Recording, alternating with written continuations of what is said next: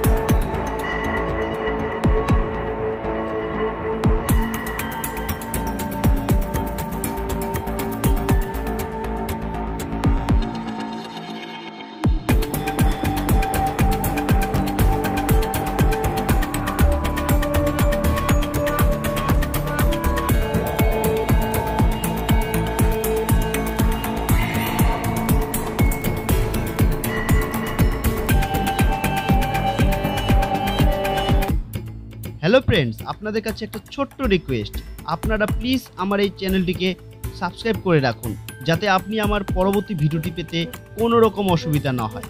আর হ্যাঁ, আপনারা অবশ্যই জানান আপনি কোন বিধানসভার অন্তর্গত এবং কোন দলকে সাপোর্ট করেন, জানান আমার কমেন্ট বক্সে।